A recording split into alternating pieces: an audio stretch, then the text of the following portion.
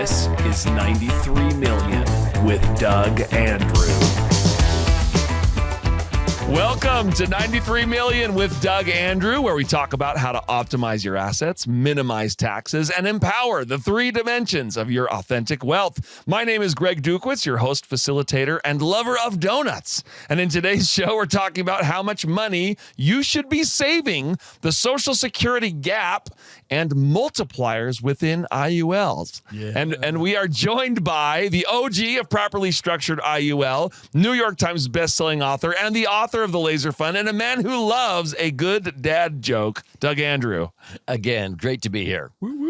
The co-author of The Laser Fund, IUL Mastermind, and a man who's a bit of a mad scientist when it comes to IUL, Emran Andrew. Welcome, Emran. Hey, I'm happy to be here. Also co-author of The Laser Fund, the IUL Einstein, top IUL specialist, and someone who wakes up way too early in the morning, Aaron Andrew. Welcome. Happy to be here. I was up at 5 running this morning. He's a little tired. Okay. And our featured host for today, one of the original converts from whole life to IUL, the president of Laser Financial, and a man who's never had a bad hair day, Brandon Johnson. Welcome, Brandon. Some people have bad hair days. I have a bad hair life. It looks great. It looks fantastic. All right, gentlemen, we have some really fun topics for today. I'm excited to get into those. Let's jump right in, starting with our first segment. Oh, how the tables have tariffed. There's been much debate over whether Trump loves tariffs or if he's using them for leverage. According to Yahoo Finance, China eases some U.S. tariffs as Trump says he wants concessions. Okay. Now, in a related article, according to Fox News, President Trump says the money is so great coming in from tariffs that I'll be able to reduce taxes. Okay. So my question for the group: is Trump using tariffs as leverage, or does he love tariffs and he wants them as a permanent installation, or both? Doug, let's start with you. Well, Trump has said that he doesn't really like tariffs, but he's sort of fighting fire with fire in order to get things accomplished, to get reciprocal tariffs. He was recently interviewed by Glenn Beck, and he simplified it with this metaphor. He said, America is this great big store, department store, and people throughout the world want to buy goods and services from this store, and they will pay. Yes. Okay? Likewise, when we buy things from them, we pay. But if we have reciprocal tariffs, and then all of a sudden we bring it down to zero, maybe, now it's a win-win. And I think that's what he really wants in the long run. Right. And then he can lower taxes. And here's why. We have a GDP of about 30 trillion, okay? And the IRS brings in about 6 trillion. So that's about 20% of the GDP. In 2017, when he lowered taxes, because the Republican philosophy basically is, let's raise the revenue that's being taxed to raise tax revenue instead of raising taxes. So what happened the next year in 2018? The average growth in the GDP is usually about 3.2% average. It went up 5.2, an extra 2%. That was an extra $600 billion. And so we received an extra $150 billion. More tax revenue. Which equals about 3%. Yeah. And the tax cuts of 2017 were 28 down to 24, 25 down to 22, 39.6 down to 37. Right. He knew in advance he could lower taxes about 3% and end up just fine by raising the revenue that's being taxed. And I think that's the long game here. Okay, yeah. So a GDP play, that's really good. Emran, your thoughts on this? You know, whether you like them or not, I mean, it is in the sense of you've got to create like a fair market. I remember, studying in economics, they're always talking about free trade. The free market, the free trade market would be the ultimate economy. However, if you have other governments out there, other countries out there, Europe, for example, tariffing us at 20+%. Yeah. I mean, how in the world are we? No, you've got to get it down to equal footings. Right. And I think that's exactly where he's mostly pushing to. If you can get everybody down to zero, great. We're all down to zero. However, if we're going to be all at 20%, let's all be at 20%. If you're all going to be at 60%, great. We're all going to be at 60%. Yeah. So, I mean, I think it's getting us on a level playing field so that we can protect the American way of life. Especially China. That could be a whole nother subject, right? It's all on China, but that's Right. kind of a different subject altogether. Aaron, thoughts on this? Well, it's kind of interesting because I've watched a lot of stuff, and it's like, people right now, 61% of people are not fan of the tariffs. Right. 39% are. So it's interesting. Yeah. And Trump, of course, what can make or break a presidency is how the economy does while they're The in office. economy. It's the economy, stupid. That's Yeah. the old quote. Yeah, it's like, so like right now, for example, Trump went from, what was it? He was at 45% approval rating Yeah. in February. Sounds about right. He's down to about 39. Yep. And so he's gone down a little bit. So it's like interesting to see how this has kind of affected people that are kind of in the middle Mm-hmm. and things. Because, of course, there's always going to be the diehards on either side that, don't agree with him or do agree with him no matter what. But the people in the middle are kind of, having a hard time with the tariffs. It's going to see like how this is affecting things because we are so short-sighted. We can't, hang in there. It's going to be interesting to see how the tariffs kind of affect, people. And there could be some, things they're saying right now that could affect, the cost of living and inflation and different things. So it's going to be interesting to see what happens if they kick in. Yeah, because a lot of the play of tariffs is companies bringing businesses onshore, and that could take years to set up. It could take quite a while. So Right. it's like, this could be a long-term play, and it's like That's really hard. We are so like 1 or 2 days. We're short-sighted, right? It's like, like- what did the stock market do today? yeah. Exactly. So it's like it's going to be interesting. I hope that everything it seems like things are going well, but there's some shakiness. So it's going to be interesting to see what plays out over the next just couple months. Yeah, that's a great point. Brandon, wrap us up on this. Final thoughts. It kind of boils down to the golden rule. And I think that's what Trump is implementing is something that you do unto others, as they do unto you. Yes. Right. And I love what Emron said about free market, free trade. Like if it were me and it was a perfect world, it's like get rid of tariffs altogether. And let's all just basically if they're so bad, why is everybody else doing them to us? Right. Well, and I Right? thought I was It's I thought I was lopsided. well informed. I thought I was somewhat well informed. I had no idea every other country in the world was tariffing Doing us. this No much. idea till now. To Significantly this higher. extent. Ours Yes. are down at nothing in there, and I had no idea that it was that big of a disparity. So I'm grateful that he's actually brought this to our attention. Okay, we are good. the big buyer. We're the big buyer. You see lots of different cars of all over the world. Very Down here, if true. you go to Europe, you're not going to see a lot of American cars. And that is what gives the U.S. a lot of leverage, right? Yep. Yep. Yeah. I was just in Europe, and I was looked for that. Yeah. And I was like, You wow. see a lot of Ford. No Don't see a lot U.S. of- cars out there. Yeah, exactly. Yep. That's exactly right. Okay, good stuff. We'll continue to monitor this. Let's go to our next segment. But first, just a reminder that if you're enjoying this content and you want to see more of it, please like and subscribe and ask us a question or comment. We may use one of your comments in one of our next shows. So, all right. Okay, our next very controversial segment, the best way to save money. Hat tip SNL. I love that. Where do you get this saved money? Where does it come from? Oh, it's so fun. I love that clip. All right. Sometimes saving money is hard to do, okay? According to Google AI, Americans only save 3.4% of their monthly income. Ouch. Woo, Doug. How much of someone's income should they save for retirement, and what is the best way to save? Good question. Okay. If you're in your 20s or 30s, okay, the minimum, in my opinion, is 10% of your income. 10% if you want to retire basically with the same lifestyle. Maybe not hedge against inflation if inflation gets out of control. If you're in your 40s or 50s, you've got to start saving more like 10 to 20%. Right. And if you want to hedge against inflation even more, if you would like to have a lifestyle equal to or greater than what you had during your earning years, we have many clients that save 20 to 30%. Yeah. They're able to be charitable. They have freedom. They can do what they want to do. They don't have to worry about outliving their money. So determine and there's good, better, best. Okay. A good way used to be the traditional IRA or 401k. But on this show, we talk about you defer to future perceived unknown advantage.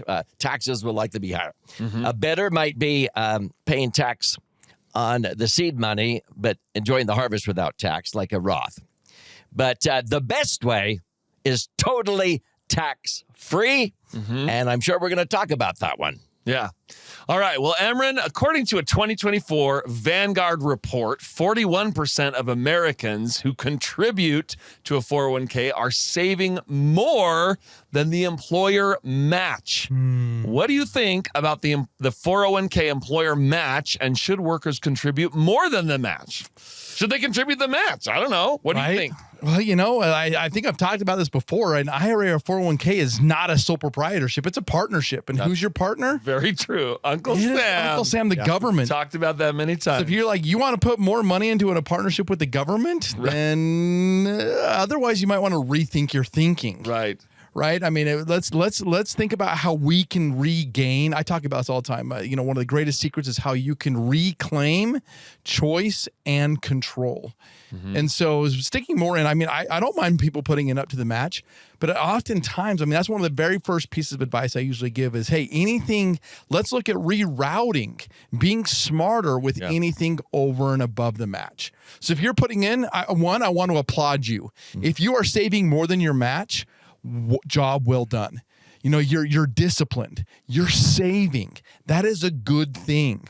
However, where and how you're saving, man, let's rethink that. Let's significantly make an improvement on that. More Because you choice can and do control. something better. Take control. That's right. Instead of having it all tied up. Yeah, Aaron, we talk a lot about IULs, Index Universal Life. Is an IUL a good way to save for retirement? I was definitely. To be honest, that's where all my retirement money is. Yeah. Now, don't typically suggest that for everybody, but it's sort of all my money is personally in an IUL or in the bank account. I don't, do the IRA 401k thing.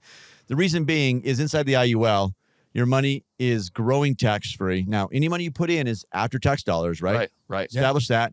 Pay it now versus paying it tomorrow when it's on higher. the seed versus the harvest. Pay your taxes now. Now the money grows tax-free. You get money out tax-free. And when you die, it transfers tax-free. Not only that, you have access to it before 59 and a half. Guess what? You can take out a big chunk of money and you can put it back. Very flexible.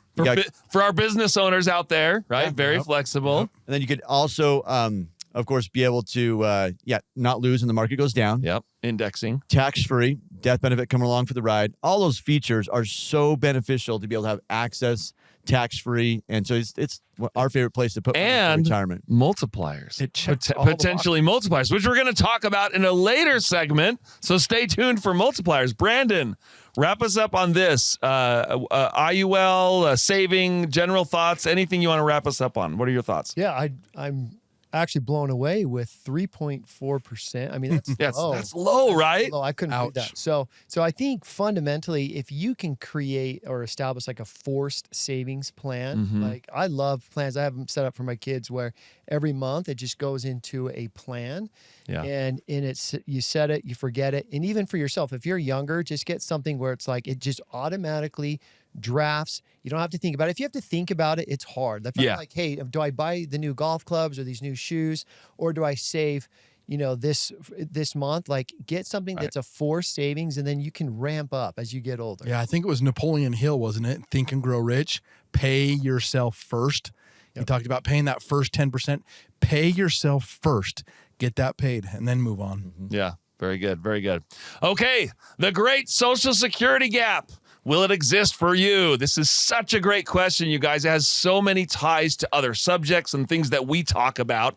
But according to a CNBC article, Social Security is estimated to become insolvent in the year 2035. Just let that sink in. Social Security, nobody wants to touch Social Security. That's 10 years away. But it's going to become insolvent in 2035. So after that, Or sooner. after that, the Ponzi scheme, ongoing contributions will only allow retirees to receive 83% of their benefits. Otherwise, something has to give, right? Something's got to be done. Yep. Emron, should people count on Social Security in their future retirement? Well, I mean, didn't I pay into it in my entire life? That's absolutely right. Able to. I've been paying my whole life. Where did all that money go? Now, I should be able to. It went into a lockbox, right? Will I count on it? Should I be able to? No, I will not count on it. Right.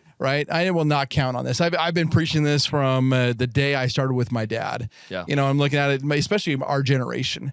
I'm looking at it like they've got to do a couple different things here. Either push it off. I got to wait until I'm in my 80s to start collecting. Change the retirement age. Yep. They got to make some drastic changes to this overall. Either that, or I laugh. I'm like, look, if you're counting, if you're and you want to count on Social Security, you better get out there and motivate your kids, your grandkids, and your great grandkids to start having more kids. That's the only way you're going to get this. Increase the replacement rate of the country. Yes, you better throw up that population. You got to go out and have kids. We get on another baby boom. Get another. We need maybe about 10 more baby booms, and you can count on it. Because today's Social Security dollars are being funded by our kids, That's the new right. generation. Well, yeah, like if I'm putting money in right now, is that going to my Social Security down the road? Right. I mean, think about it. I don't think it is, right? No, it's going to I know. mine. Yeah, Thank it's you going very to your much. dad's. Paying for my dad's right now. Exactly. So if we want it, better start producing. Yeah, Aaron. I mean, are we going to be able to count on what's gonna give in Social Security? This is the problem: is politicians won't touch it. Nobody wants to touch it. No one. I mean, they keep trying to attack Trump on it. And he's like, I'm not touching it. Yeah, he's even said, I'm not going to touch it. Like they keep saying that he's going to touch political it. suicide. Yeah, Yeah, it is. no one's going to touch it. So everyone's kicking the can down the road. We all know Correct. eventually it's like, okay, there's going to print money. Yep. When it runs out, just keep printing money, which is going to hurt us. Yep. So something's got to give down the road. Or raise taxes. Yeah, raise taxes Potentially. or something. So basically, we need to be planning ourselves. And yes, if you're at an age where you're close to retirement, you could bet on it for a while, probably. Yeah. But it's like we need to start planning ourselves, not betting on the government planning our retirement. Amen. Yeah. Brandon, would you rather retire later or take a pay cut in Social Security? Which would you rather have? What do you think? What do you think my about all goodness. this, Brandon? Well, I mean, Emran alluded to this, but really to keep it around for people in our generation, they're just going to keep pushing it back to Right. when you're like full retirement The age. FRA. The age. FRA. the FRA will keep and changing. also probably most likely shrink the benefit amount. Yeah. Like, you have to just to keep it Something's got to give. to keep it around. Otherwise, yeah, I mean, it's political suicide. No politician's going to run on, we're going to cut Social Security and we're going to save a ton in taxes. Like, you can't put grandma out on the streets fending for herself that is relying on a Social Security check to pay for her groceries and just to get, you can't do that. You can't do that. So yeah, for us though, like, yeah, the benefit is going to look different than what it is today, most likely. But we all probably agree the existing Social Security payments that exist on the books, they're probably nobody's going to touch those. No, it would be can't. future, right? Yeah, they're not going to You touch can't. them. Yeah, because those people they started counting on them. Yeah. Yeah. Okay, Doug, final thoughts on this subject. Wrap us all up. Put us in a nice bow on this thing. Yeah. Unfortunately, when Social Security first came out, shortly, it was like 16 workers to every one recipient. Mm-hmm. I remember when it got down to 6 to 1, and everybody's like, "What?" Yeah. And then 3 to 1. Now it's about 2 to 1. Two people are sort of riding on the wagon to every one person. One person's riding on the wagon for every 2 pulling it. Yeah. Have more kids. And so that's why it's almost a train wreck waiting to happen. So I've always recommended Social Security should not be the basis of your retirement. It should be a bonus. It's just icing on the cake. Yeah. That's what you were saying, Emma. Well, and, ideally, I've even thought of, I've wrote a little bit about this as well. Why not incentivize? Right? I would take the incentive. Incentivize me. I will opt out of Social Security right now, right today. Right. I will not claim my benefit. Give me a little bit of a tax incentive to do that. Right. Give me a tax credit every You year. just don't have to pay into it. No, I'll pay. Even if I have to pay into it, give me some kind of tax credit in return. I think it's that very conversation that terrifies politicians. They just don't even want to touch wanna it, touch it, right? yeah. They need your money right now. They Well, need I it mean, right now. I'll pay in, Tax, but turn around and give me a Pay tax for your credit dad. a little bit. Yep, exactly. Yeah, I gotta pay some kind of I have to compromise. pay for him anyway. I like it. I like it. Some kind of compromise. Okay, hey, if you're enjoying this content and you're wondering how to take advantage of these ideas, Laser Financial helps individuals and families like yours implement proven strategies to grow and protect your wealth. One of our most powerful tools is the Indexed Universal Life Policy, or IUL. It's not just insurance, it's a tax-free retirement strategy, a way to grow your money with compound interest and a safety net against market downturns. Imagine being protected from market losses while still participating when the market goes up, and tax-free income that allows you to keep more of what you've worked so hard to save. Go to laserfinancial.com laserfinancial.com or call 801-505-0409 to schedule a free consultation and see how these strategies can work for you. That's laserfinancial.com or call 801-505-0409. Don't wait. Take the first step toward a brighter, more secure financial future today. This content also brought to you by IUL Insiders. Are you a financial professional wondering how you can expand your business working with Index Universal Life or IUL? Are you leveraging IUL to its full potential? That's where IUL Insiders comes in. In the next few weeks, they're hosting the IUL Challenge. It's a free 3-day event designed specifically for financial professionals to help you build a thriving, scalable business that sets you apart from the competition. You'll learn proven strategies to market design and sell properly structured policies that deliver incredible results for your clients and for your bottom line. If you're ready to elevate your practice and scale your business, visit IULchallenge.com/93 to save your seat. Spots are limited, so don't wait. That's IULchallenge.com/93. Take your business to the next level. Okay, IRR. What does it mean to you? According to ChatGPT research, taxes and fees could account from anywhere from 1.5 to 5.5% of an investment's total annual return. Just let that sink in just a little bit. Wow. This can have a massive effect on the internal rate of return of an account. For example, even a moderate drag of taxes and fees can take a 10% hypothetical return on investments down to 6.5%. A moderate drag, right? Ouch. Aaron, what does IRR mean? What is an internal rate of return, and why should it matter to retirement plans, and why taxes and fees matter to people? I think people are looking too much at their gross rate of return. Yeah. And they're like, hey, this is what I'm earning. 10%. Well, it's what their advisor 8. tells them, right? Their advisor reports the gross return. Yes. Yeah, Ding, ding, ding. You're earning this kind of return. Like, great, but they don't take into consideration the taxes and the fees. As Greg just mentioned there on the screen, taxes and fees are a huge impact on your accounts. That's why you got to look at the internal rate of return. The net return after those things can really show you what you're really earning and to help you project what you're going to grow at. You can't just project at 10%. Yeah. When you got to factor in taxes and fees, it's going to take Right. you down to possibly 5.5. Yeah. On a worst case scenario. That's Yeah. crazy. That's a lot of taxes and fees, right? Emran, we talk about IUL, and there's a lot swimming online. If you just go search, a lot of negative stuff about cost and fees of an IUL. We've talked about this in previous segments, but how does an IUL stack up with internal rate of return when accounting for taxes and fees? Oh man, this is one of my favorites because you really want to minimize this, right? Yes. I mean, we talk about it, 93 million. This show's called 93 million. Yes. To talk about the miracle of compounding. If you don't know what that means, watch the first show. Exactly. Episode 1. And you'll see that $1 million go down to 72,000 with those taxes, 25% tax rate. Right. But let me show you how we minimize that with an IUL. How do we make this down to where it's a little to nothing here? So I'm going to go to the table of wisdom. Ooh, the table of wisdom. Here we go. Okay, so I've got a statement right here, and this is the first statement I want to go through. And this statement shows an account that started at the beginning of the year. Okay, this is a policy that was sold in 2014.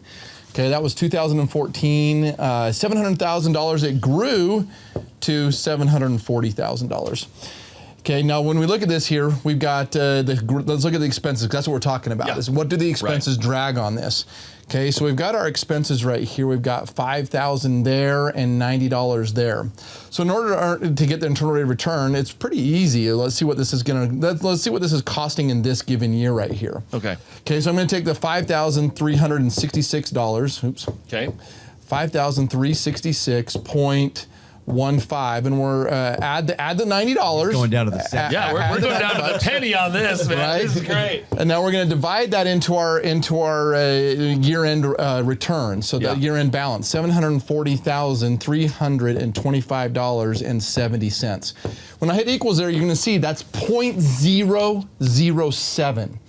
In other words, that's not even 1%. That's 0.7 of 1%. Yeah. So the fees weren't 1%; they were 0.73%. Where's the taxes though? Yeah, what about the taxes? Are you accounting for taxes? I did because there is They're itemized on no there. tax. Wait, There what? is no tax. As long as it's structured properly and done correctly, right? Yeah, You all bet. tax free. You know, you got the same one on this one here. Here's another one. You know, you got, again, $1,230 right here and 60 cents. Also, forget the 60 So this cents. is a totally separate This is statement. a totally separate statement. Another client right here.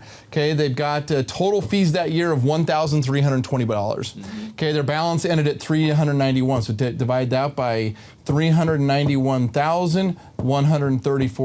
$391,134.58. Okay, we put that right there. 0.3%. Wow. 0.34%. I mean, that's it. That's good. all we're looking at here. So how do we do this? Now, that's not going to happen every single year. Sure, Yeah. this is a snapshot This of is a a given year, snapshot. right?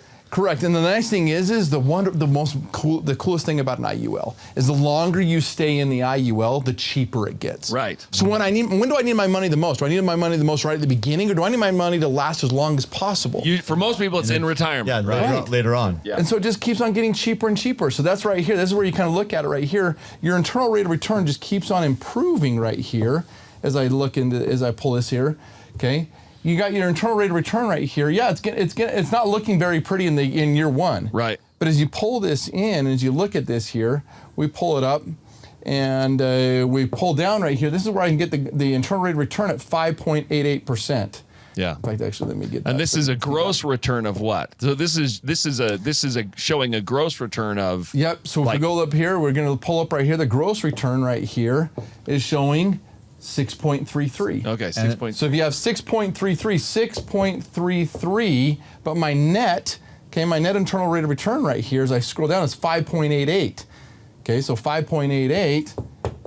Subtract the two from each other right there, and what do you get? I mean, if I do this right here, you're going to get 5, what's this, 2, and that's going to be 4. So 0.45%. Yeah. 0.45%. That's what you net right there. So that means if I would have gotten 10%. That includes all the years. Yeah, so if I would have gotten 10%, I would have netted 9.55%. Right. When you said netted, that's the net cost. Yeah, that's Yeah, that's a good point, Aaron. That's not the net return. That's the net fee. Like Emron's showing a 6% return. That's just a projection. We could earn 0 some years, but not lose, which is so cool. Yes. Other years we can Indexing. make way higher, which we're going to see with the multipliers. You got to stay tuned for Okay, multipliers. stay tuned for multipliers. But yeah, that net cost is under 1%. I mean, under 0.5%, right, Em? Yeah, It's pretty good. it's amazing. Retroactive back to day one. Yes. Meaning all years. If you rebalance and diversify and you earn 8, you'd net 7.5. If you earn 9, you'll net 8.5. I mean, that's very impressive. How'd your brother do, Aaron? Your slightly older brother. How'd your slightly older brother do? You okay? No, this is incredible. So many people do not understand when we say this gets cheaper as you get older. Yeah. They don't get it. Yeah. Because cool when they've you- not seen one structured like this. Yeah. So gotta good. Got to be structured right. Structured right. Brandon, what are your thoughts on internal rate of return, IUL? What have you seen over your career? Meeting with clients all the time, it's incredible how many of them have no idea what the fees are, what the cost, what they're paying inside their IRAs, 401ks. Yeah, There's just whatever vehicle. There's so many hidden fees. They just Yes. have no idea. They see that gross return like you talk about. But there's all these baked in hidden fees. We'll disclose like in the IUL, like it's so engineered. Here's the cost, and here's when we get it self-insured. And when it's self-insured, you've got this this So cost good. that's maybe like 0.3, 30 basis points per year, right? Compare that to a managed account. If I'm Right. an investment advisor, I'm charging 1.5%. Right. Right. Regardless if your account's up or down. Plus taxes. plus taxes. And, so, And more volatility in the market. Again, Yeah. you More hear us higher risk elevation. Yeah. you hear us often say if it's structured properly, right? Right. Which is what we teach, what we write books about. I mean, that's Yeah. like the YouTube. Everything is about structuring it properly, using the right indexing strategies. It's beautiful. It's beautiful. It's a beautiful thing. Doug, wrap us up on this topic, will you? Yeah. You would have to earn a 12% rate of return, assets under management, to net 8, let's say, based on these statistics we've been talking about. Right. Okay? You have to earn 12 to net 8. Okay. Yeah. It's like playing red light, green light when you're a kid. Okay. And you keep going up and back and up and back. But at the end of the day, you save money for when you're going to use it the most. And so you earn 12 to net 8. But Dalbar, that we talked about on a previous show, says the average investor in the market, if they bought and held, is only earning 9. So you have to earn 9 to net 5 or 6. Right. But they're actually not doing that. They're only earning about 3.5. Right. IUL, you only have to earn 9 to net 8. You'd have to earn 12 to net 8 in the market. So it's way more predictable and safe to earn 7, 8, or 9 and have it be within a half percent of the gross rate of return. And that word does Tax-free. not get enough credit in your finances. Predictable. Predictability. Peace of mind. Got to figure out how to increase the predictability of your results. Yeah. It affects your actual lifestyle and your peace of mind and your comfort level and all those things. Yep. Very good. Okay. Multipliers coming up. But first, if you're enjoying this content and are wondering how to take advantage of these ideas, at Laser Financial, we help individuals and families like yours implement proven strategies to grow and protect your wealth. Go to laserfinancial.com or call 801-505-0409 to schedule a free consultation and see how these strategies can work for you. Don't wait. Take the first step toward a brighter, more secure financial future today.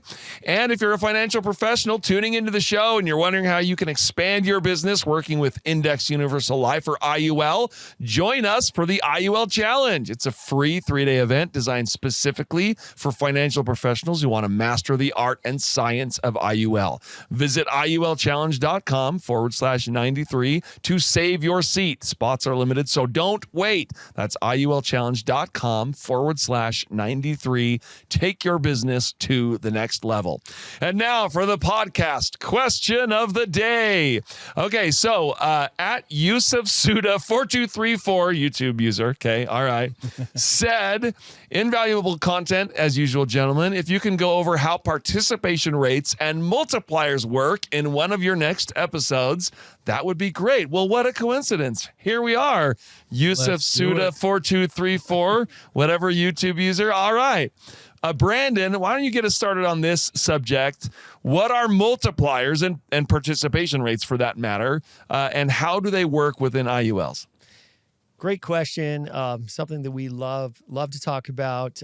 Multipliers are really cool. So I'll jump into that first. So really, indexing strategies, all these carriers, they have different indexing accounts. And you always have a floor of 0 for the most part. And then you're going to have like an upside cap. So it could be anywhere from like 10, 11, 12%, depending on the account, the carrier. And so that's a typical indexing strategy, 1 year S&P 500 point to point. What some of these carriers did is they said, hey, look, they got creative and said, if you want more upside on that cap, because really the cap's kind of priced out based on like option costs and all that what they're stuff. earning in their What they're earning in their portfolio. portfolio. And we won't Yep. get into too much of that. But really, if the cap's set at like 10% and somebody says, look, I'm willing to invest and pay more to get more upside, more participation in the market, I will pay for this rider. That's what a multiplier essentially is. It is a rider. And so somebody will pay for it, and then they will get a multiplier. It could be like 2.x, right? It's 2.6x, 2.4x. It depends on the carrier and the particular rider. But we actually have Meaning that they could take the result and multiply it by 2 or 2.5 or 3 or whatever the number is. Yeah. If the 1 year S&P is at 10%, rather than getting that 10%, you can actually have a rider turned on where you're like, hey, I'm going to get that 10% credit plus that 2.6x or 2.4x, depending on what the multiplier. You're getting like in the 20s. You're getting like 23 or 24% now. That's I'll take that option. And the math works out. I mean, it really just comes down to math. And so we actually have an actual statement here that Emran, I think you were going to pull up here, and we can walk through it. Table of wisdom. We're going to go to the table of wisdom. So pull up the table, the whiteboard table. There we go. This is an actual statement of one of our clients. Yeah, right. So, now, this was a return that we were able to get a client after we had some volatility from COVID. We took advantage of that. Emran was kind of the brains behind this, emailing all of our clients, had indexing dates coming up in March prior to all that volatility in February of 2020. And we said, hey, to our clients, we would highly recommend you use or utilize this uncapped S&P 500 strategy. So on this particular one, you're going to see a 61% because they were using the uncapped. This is crazy. S&P, which the S&P was actually year over year at that time in that segment, 66%. They just didn't get the first 5%. We call it a threshold rate or a spread rate. They didn't get the first 5%. Right. So you take that 61%, and now on a typical year without the multiplier, their interest would have been credited to that $1.2 million balance. They would have had $748,279, even just without the multiplier. Wow. But this is what's so cool. You look at the multiplier they had turned on was a 2.49x. Right? So you get a multiplied that 748,000. So it's just simple math, 2.4. Now they paid for that, right? So that, there was that a fee for average it. segment balance we're looking at is net of the fees and costs. So they paid that percentage. Right. Typically with the carrier that we like, it's 7.5% to pay for that, right? But they get that 2.49x. Look at what they earn then. 1.867 million was the credit. So you add that to their balance that they had for that previous year, that 1.2 million, which is what gives you the 3 million. I mean, they earned more in interest than what they had in the account. Right.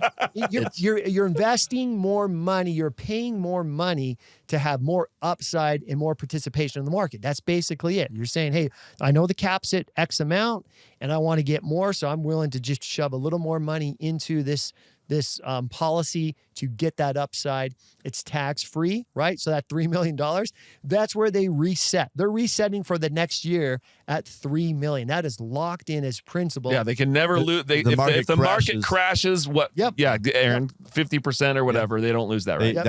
It's locked in. That's what's. I mean, when do you lock in your gains in the stock market, you guys? When? Never.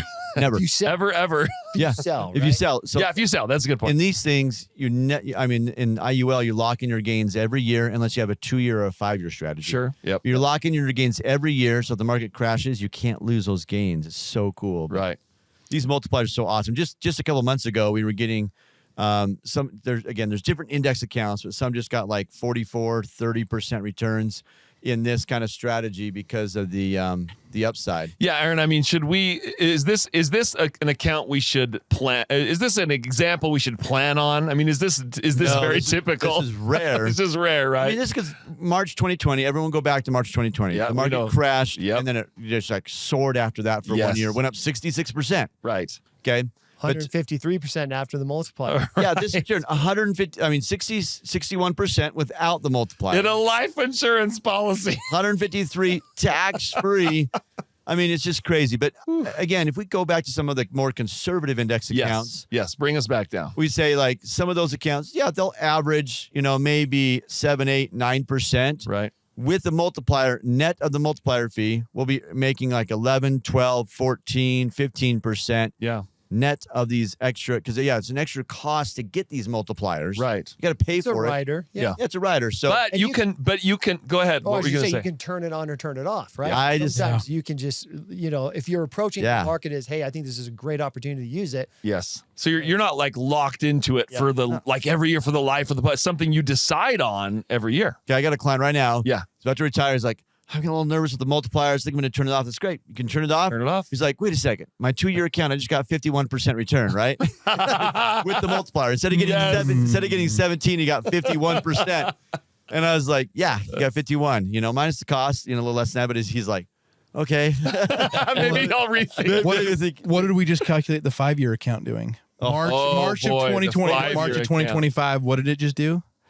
I can't remember. What was I'm it? sure. it did well. Over. Okay, and again, you don't take all your money, stick it in there, but if you got long term, Yes. right? So stick, I've got, stick 20-25% into this long term. Because for those listening, you can allocate different percentages to different indexes. So it's put not 5, it's 10, not like 15, someone just 20%. uses one index. They could use a bunch, right? Well, But it just hit over 400% return over a 500% return over 5 years. The And the can you 5 have years multiplier crazy. on That's that? 5 times. That's taking $1 million and turning it into $5 million. And again, that's rare. Yeah. That's rare, but the 5-year account has no cap right now. It has like Yes. all the growth of the market over 5 years. So yeah, Yeah. at the bottom of COVID, Really nice. all the way to 5 years later. Oh, all yeah, that growth. makes sense. Yeah, the bottom of COVID. So be ready. Like you know when to do this, right? Work Yes. with somebody Yeah. that knows how to do this for you. Yeah, very, very good. Okay, any other thoughts before Doug wraps us up? Are we all good? Doug, wrap us up on this. Yeah, this may be hard to grasp. So let me just simplify it in the way I like to think of this. We talked about some of these phenomenal rates of return, which come few and far between. When there's anxiety, there's opportunity. And there was once, twice a anxiety decade. and opportunity in March of 2020. Right. We just posted on IUL Performance Watch a whole bunch that the multiplier, like Aaron just said, went from 8 or 9% and went up to 21, 30%, those ranges. That's what we're talking about. Yeah. You have those opportunities. Now, let's just simplify this. Let's say you have $100,000 of cash value in your policy. And you know that the insurance company earns what is called a general account portfolio interest rate. Let's say it's 5%. That's $5,000, which if you feel bearish about America, you can just settle for that $5,000 on your $100,000, Yeah, tax free. The fixed rate, yeah. If you want to link to an index, you say, hey, I'm willing to give up that $5,000, that 5% interest, so the insurance company can buy options. So that if the market goes up, they have the wherewithal to pay you 8% or 10% or 12%. Okay. But if the market crashes, zero is your hero. Because they didn't use your principal. Yeah, in your the first principal place. stayed there. Zero is your hero. Now, the way I look at this, I sit down with a client and I say, do you feel bullish about America this next year like I do? Yeah, I think the market's going to go up. Well, how would you like to get 2.4 or 2.7 times whatever the S&P does? Oh, yeah, that'd be great. But what if I guess wrong and the market loses? Let's cap your loss at 7.5. Yeah. If the market drops 40% like 2008 and you did this and you guessed wrong, we capped your loss at 7.5. On your $100,000, you simply told the insurance company you can use another $7,500. So if you guess wrong, you lose $7,500. You lose only 7.5. Yeah. But see, you're capping your loss to go for it to earn 2.7 times. So Yeah. I look at it like, let's cap the loss. Yeah. Yeah. Instead of zero, you're here. Oh, I'm willing to lose, but not any more than 5 or 7.5. Yeah. Yeah. And by the Nice, data, it looks pretty It good. does. And by Right? the way, all this we've talked about is chapter 6 of the Laser Fund book. Yes. Section 1. Chapter 6. Chapter 6. We get into multipliers. We get into all these indexing strategies, get into even more detail. So Yeah. You So if you want to learn you did more. a pretty good job writing that chapter, by the way. Yeah, Aaron does a good job at all that kind of stuff. All right. Well, just a reminder that if you enjoy this content and you want to see more of it, please like and subscribe. And if you'd like to ask us a question, please comment on this video and we may use your question in one of our next shows. Well, that's all the time we have for today. Save money efficiently. Don't rely on Social Security and maximize your internal rate of return. Thanks, and we'll see you next week. Thanks, everybody.